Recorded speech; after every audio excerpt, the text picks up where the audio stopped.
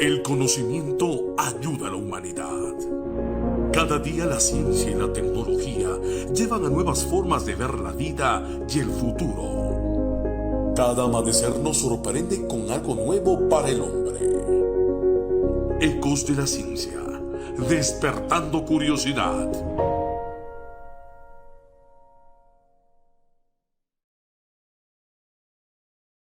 Hoy día, lunes 22 de febrero del año 21, iniciamos este nuevo programa Ecos de la Ciencia, despertando curiosidad con su amigo de siempre, Francisco Vinicio Ayala. Este es nuestro programa número 20 de la segunda temporada, que tratamos temas de ciencia y tecnología. Bueno, mis amigos, de nuevo con Ecos de la Ciencia, despertando curiosidad después de este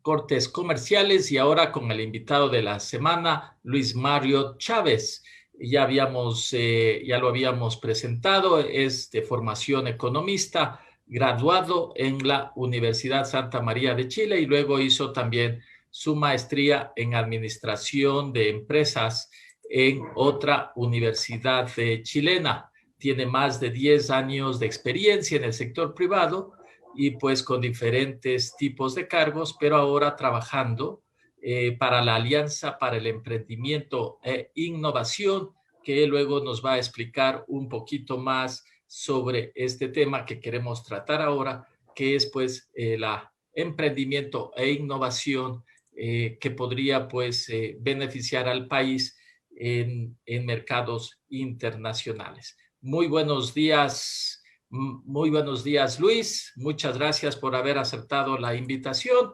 Y pues aquí estamos. Quisiéramos primero un poco que nos cuentes de ti, que para muchos, para nuestros televidentes y radioescuchas, esto de la alianza AEI, de la Alianza para el Emprendimiento e Innovación, no es conocido. Si nos cuentas un poquito de qué se trata. Adelante, Luis. Francisco, muchas gracias por la invitación y a todos quienes nos ven y nos escuchan, gracias también por estar aquí presenciando esta entrevista.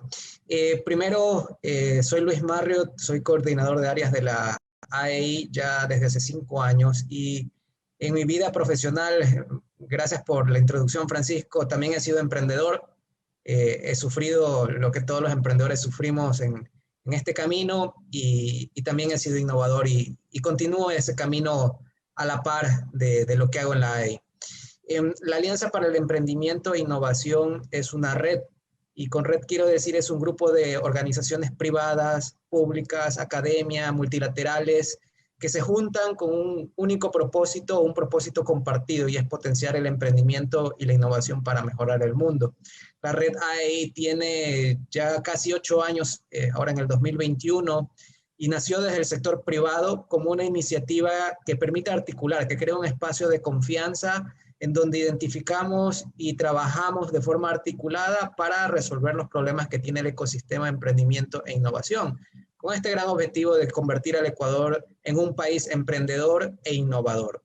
Y desde que iniciamos, desde que nacimos, tomamos una buena práctica que luego fue reconocido por las Naciones Unidas y algunos otros espacios internacionales para poder impulsar y acelerar el desarrollo de este famoso ecosistema de emprendimiento e innovación. Y esta buena práctica es: tengamos una estrategia común entre los diferentes actores y miembros del ecosistema, emprendedores, privados, públicos y todos los que he mencionado previamente.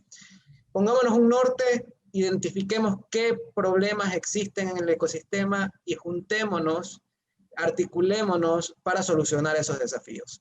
Y solo para poner un par de ejemplos de lo que hemos podido impulsar en estos últimos años, en un principio, hace como 7 años, la industria de capital de riesgo para financiar emprendedores era inexistente prácticamente. Unos $500,000 daban la vuelta por... Luego de esfuerzos articulados de impulsar el ecosistema, de sensibilizar a privados, a públicos, etcétera, tenemos una industria que aún está en etapas nacientes, pero mucho más avanzada. Tenemos $50 millones más o menos disponibles para financiar emprendedores. Ejemplo número 1, falta mucho camino por recorrer en esa área, pero ha sido un avance importante y en comparación a otros países ha sido mucho más acelerado. Otro ejemplo importante y que es de dominio público, la Ley de Emprendimiento e Innovación, varias de las propuestas que nosotros como red, grupo de más de 150 actores, presentamos al sector público no fueron acogidas en su totalidad. Todas las que nosotros presentamos tendrá que será un 30% de todo lo que nosotros propusimos para política pública, pero es un primer paso, es un inicio y fue una buena señal que le ha permitido a los emprendedores de alguna otra forma ser un poco más ágiles en la creación de empresas, por ejemplo, con las SAS y algunas otras cosas más que se han venido utilizando. Eso bueno, pero quizás antes de ir al tema de leyes y de propuestas quería conversar contigo un poquito sobre entrevistas que hicimos en programas pasados y hemos dividido entre lo que podríamos llamar los inventores o los innovadores. Fíjate que el Ecuador, los dos últimos ejemplos que tengo, es que fueron hasta galardonados y mencionados hasta por la universidad más importante en este momento, quizás en temas de tecnología, como es la Universidad de Massachusetts, perdón, sí, la MIT. Y entonces ambos, tanto el doctor que pues es de la Politécnica Nacional, cuanto la chica que hizo ingeniería en Yachay, hablaba de las dificultades de que pues ya tienen su invento, ya lo tienen, ya lo lograron, es decir, parecería ser que sirve, hasta han sido galardonados, pero ellos parecía que no tenían mucha idea a dónde ir, cómo caminar, cómo ir desde ese punto hacia la parte de comercialización.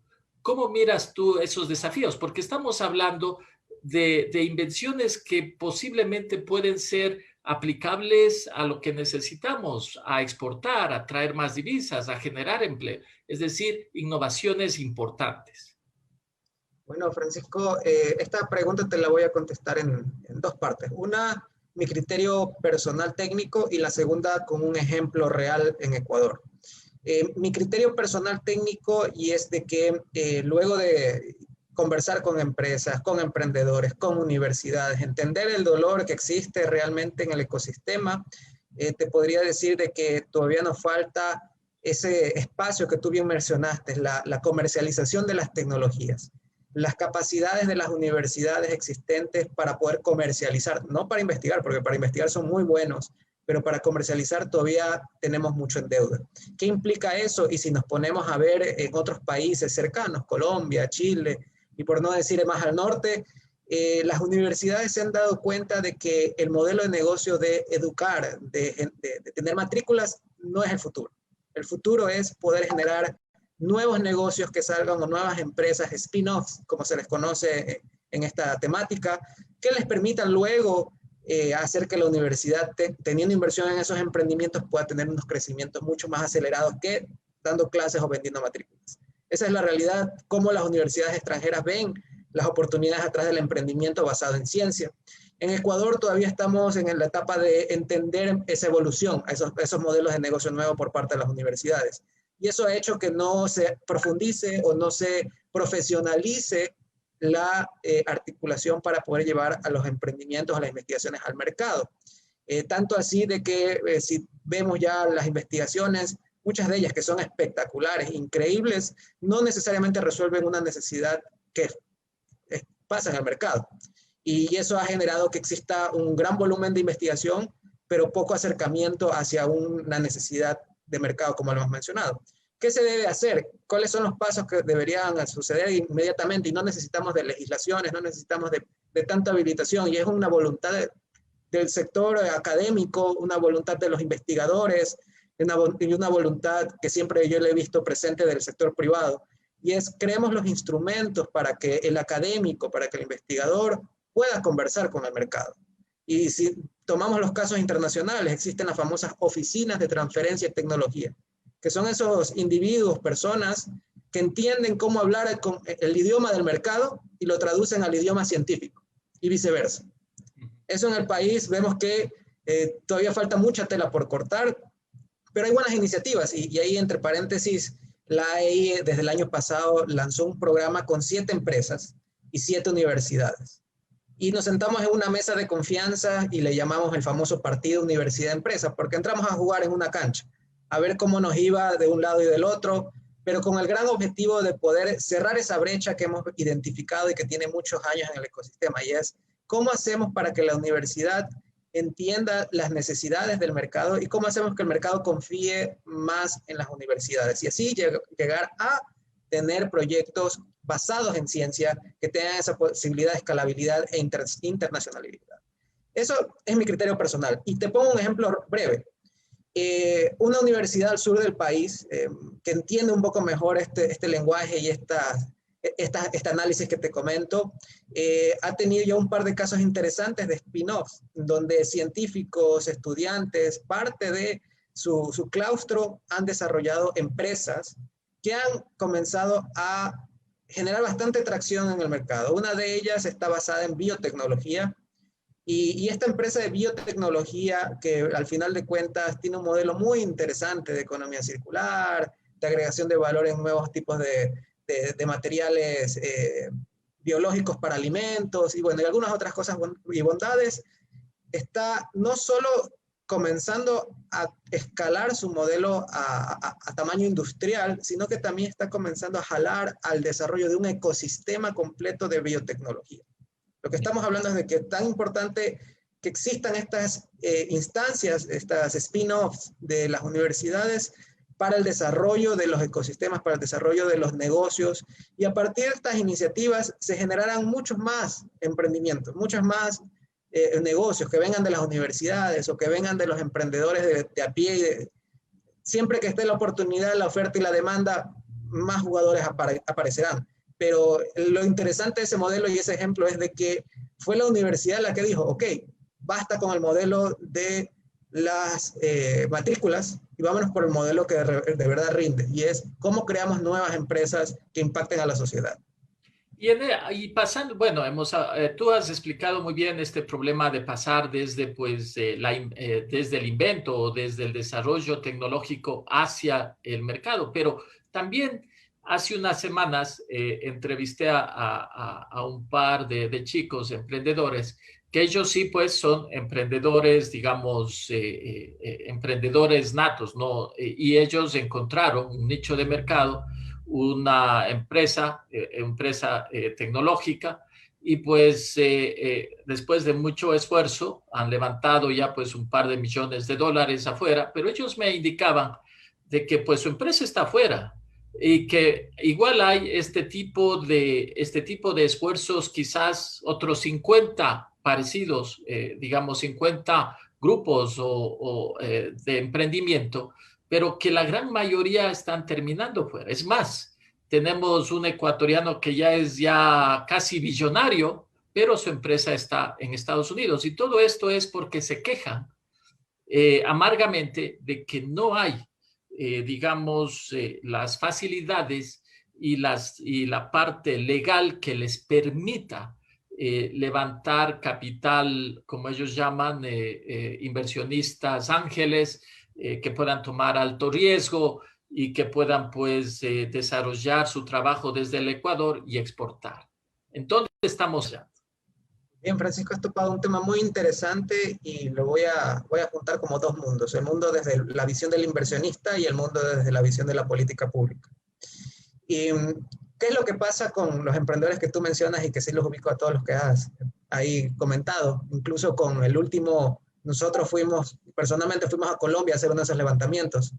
Entonces, entiendo muy bien los dolores de estos chicos. ¿Qué es lo que sucede desde la visión del inversionista? Y el inversionista internacional, más que nada, que se juega en todos los países, en muchos países de la región, ellos tienen clara la película. Los países de Latinoamérica son de alto riesgo y por lo tanto, aunque las empresas sean también de alto riesgo, prefieren tratar de mitigar, y valga la redundancia, el riesgo. ¿Cómo lo hacen? Lo hacen es poniendo el dinero, o sea, el efectivo, en un país en donde lo puedan poner y cuando genere el rédito, sacar. Ese es el juego del inversionista, no hay más. ¿Ya? Y entonces, ellos evalúan en qué país pongo la plata, que me genere menos fricciones y menos costos. Ok, lo pongo en Ecuador, que tengo un impuesto de salida de divisas del 5%, que tengo inestabilidad quizás política o porque hay algunas cosas por ahí en el camino que no quiero profundizar, o lo pongo en un país donde las reglas son claras, no me las van a cambiar, los costos son bajos, no es paraíso fiscal y ya está. Y tengo confianza. Entonces el inversionista, desde la visión del inversionista es, ok, yo invierto en el emprendedor, que ya invertir en emprendimiento es riesgo alto, pero no quiero correrme tanto riesgo por invertir en poner plata en una cuenta que no sabemos si después la voy a sacar, así sea que haya ganado plata. Esa es la visión del inversionista. Desde la visión del punto de política pública es, ok, nos hace falta crear esas habilitaciones para generar confianza en los inversionistas. Topé un tema importante, el impuesto a la salida de divisas. El gobierno pasado, una de las que ya podríamos decir que es pasado, tuvo unas ¿Estamos hablando del actual que está terminando o el pasado? El actual que está terminando, que ya le vamos a decir en unos días pasados. Ok. Entonces, hay unas cosas interesantes en atracción de inversiones que se dieron, pero que podrían ser potencializadas para apuntar hacia los inversionistas. ¿Qué significa eso? Hay unos contratos de inversión que el Ministerio de Producción en su momento crearon para atraer inversión de capital en fierros, básicamente, por poner otra palabra, ¿no?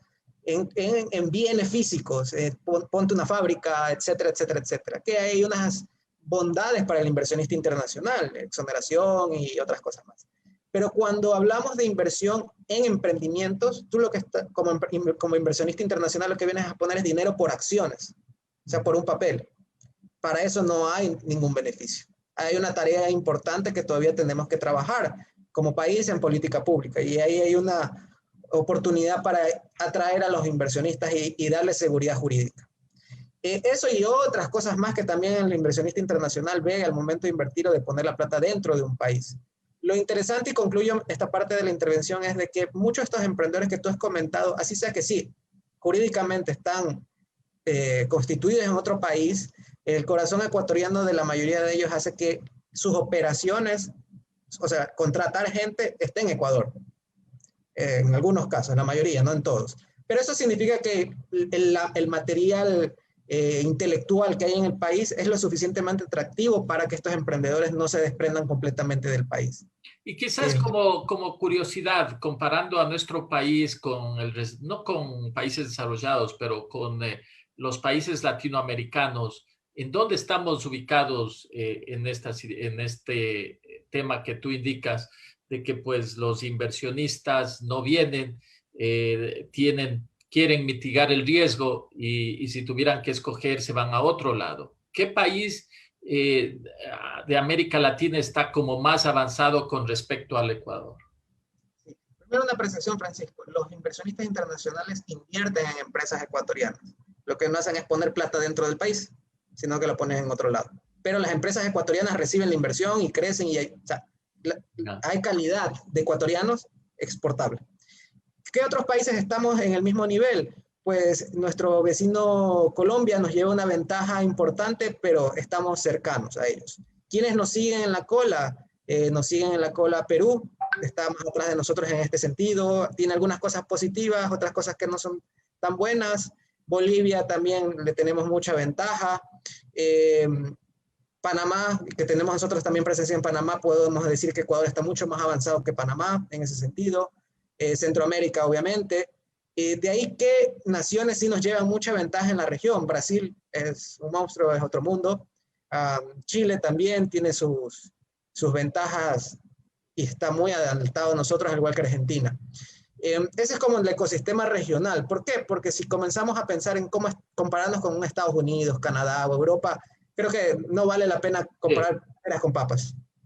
Y cuéntame ahora sí, ya entendiendo un poco los desafíos que tú has indicado, ¿qué es este esfuerzo que ha hecho pues la alianza que tú indicas y que está también en su informe anual sobre la ley orgánica de emprendimiento e innovación? Cuéntanos un poco la historia, desde cuándo empieza a hablarse, ¿Quién hizo el esfuerzo de poner adelante? ¿O fue el gobierno? ¿Cómo sucedió? Bueno, esa es una historia muy, muy larga que data de nuestros inicios. Siempre un marco normativo propicio para emprender permite que los emprendedores puedan acelerar su paso en el emprendimiento. Entonces, dentro del marco de política pública hay temas que están enfocados a la creación de empresas, al cierre de empresas, a los beneficios de poder generar innovación, a poder colocar o traer inversiones, a que generemos esa como institucionalidad en el ecosistema para que no todos estén disparando para todos lados, hablando lo menos en el sector público, y un montón de cosas más. Esto lo iniciamos en el año 2015 con acercamientos al gobierno en ese entonces y las dificultades que pudieron presentarse en su momento.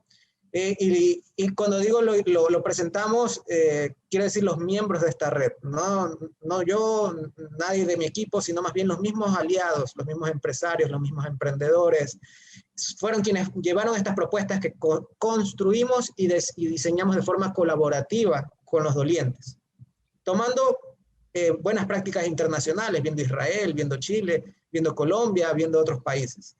Y estas propuestas que en su momento no fueron tomadas en cuenta, cuando hubo cambio de gobierno, que hubieron nuevas personas en ciertos espacios, hubo un poco más de aceptación.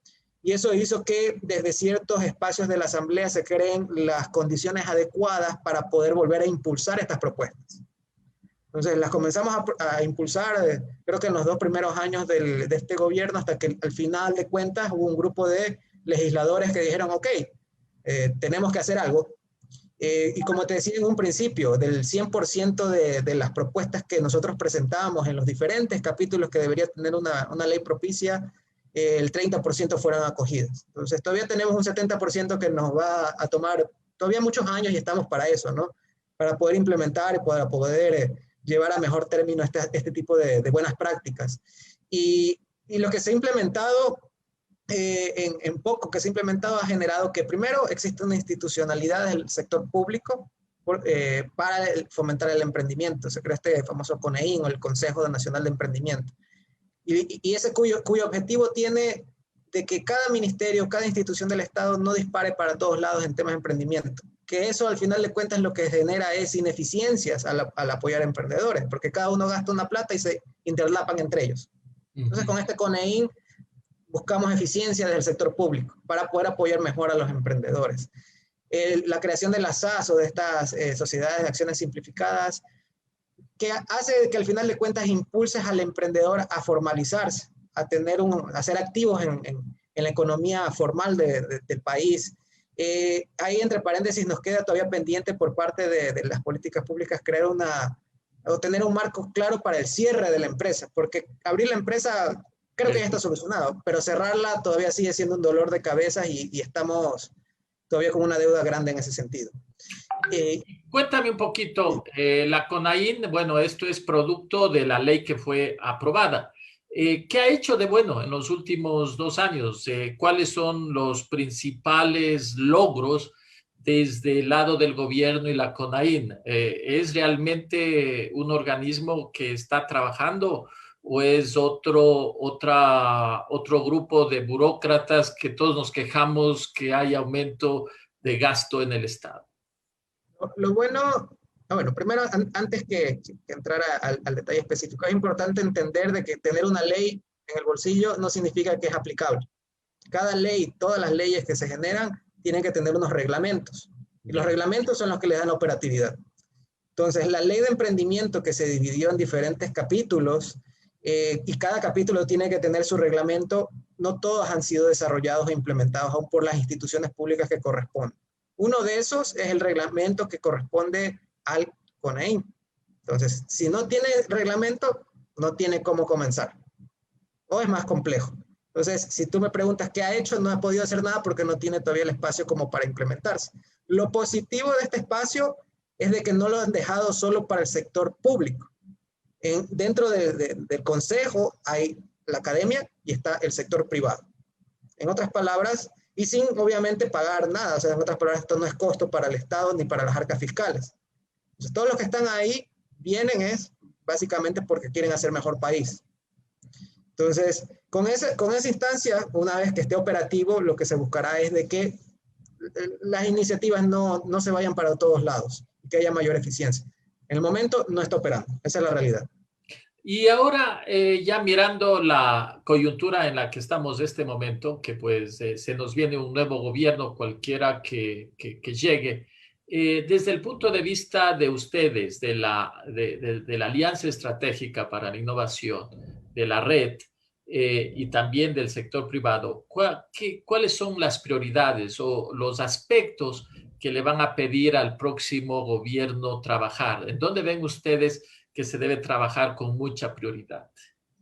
Bien, partamos de una realidad generada por la pandemia. El país ha perdido liquidez, el país necesita generar mayores inversiones y como estamos dolarizados, la mayoría de esas inversiones tienen que venir de afuera. En otras palabras, necesitamos una inyección de capital.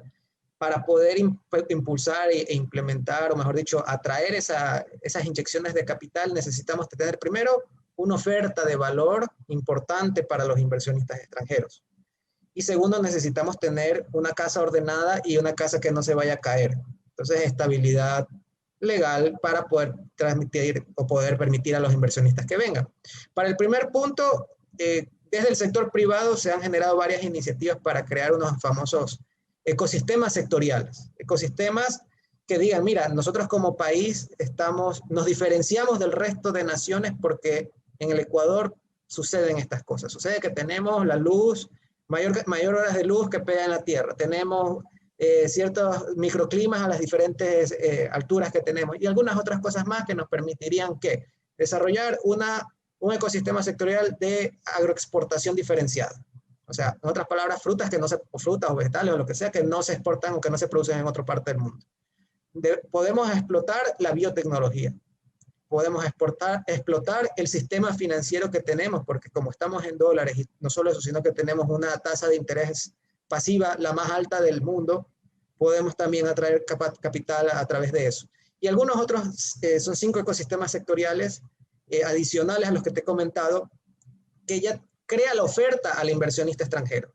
Y obviamente atrás de estos ecosistemas está el emprendimiento innovador, el emprendimiento basado en tecnología.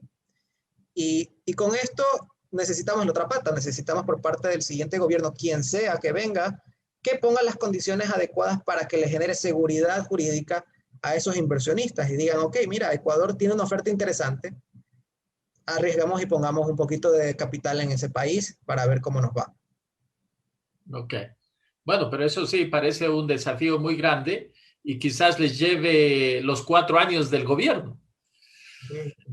Por suerte nosotros somos una iniciativa política privada que nos permite tener continuidad en el tiempo. Entonces estos planes que te menciono, estos ecosistemas, es al 2030. No estamos pensando en el gobierno de turno, que puede complicar o no las cosas, o puede facilitarlas también, pero la continuidad es lo importante. Ya. Y ya ha sido muy interesante todas las explicaciones que nos has indicado y para ir terminando, ¿cuál sería tu sugerencia para los jóvenes que están investigando, que están inventando cosas nuevas y para aquellos jóvenes emprendedores que tienen pues ideas para realizar y desarrollar y que necesitan capital de riesgo para avanzar? ¿Cuál sería tu sugerencia? ¿Qué hacer? ¿A dónde ir? Perfecto. Partamos como emprendedores de una necesidad real del mercado, de un dolor, de algún segmento, de varios segmentos del mercado. La tecnología es increíble, pero si esta tecnología no es aplicada a algo que realmente vaya a tener un modelo de negocio sostenible en el tiempo, es obsoleto. Entonces, partamos de la necesidad, entendamos los clientes, entendamos dónde está la oportunidad y creemos una propuesta de valor que sí tenga tecnología, que esté basada en ciencia y que pueda solucionar esa necesidad. Y no solo solucionarla, sino que el mercado quiera comprarla. Porque podemos tener lo mejor del mundo, puede solucionar el hambre, pero si es tan caro que nadie puede comprarlo, nadie va a beneficiarse de eso. Eso es importantísimo en las etapas tempranas de cualquier emprendedor. Indiferente si eres de tecnología, si eres basado en ciencia, si eres el emprendedor que está poniéndose una tienda incluso, Si eres una tienda que no tiene nada que ver con lo que pasa en tu barrio, ya, ahí ya tienes un problema. Entonces, ese es el punto número uno. Y es una de las causales de por qué los inversionistas no invierten en los emprendedores y es una de las causales de por qué los emprendedores quiebran de forma temprana. Y eso lo digo como emprendedor que también tuvo que cerrar un negocio en su momento. Entonces, esa es una recomendación básica. Y luego para presentarse a los inversionistas es súper importante tener las cosas claras. Vas a conversar con alguien que ve 1000 proyectos al año. Se conoce muchas las cosas como son aquí en Ecuador y en otras partes del mundo. Por lo tanto, mientras más claro seas, mientras más le puedas transmitir tu propuesta de valor diferenciadora, tu mercado, la capacidad de crecimiento que tiene el mercado, mucho mejor.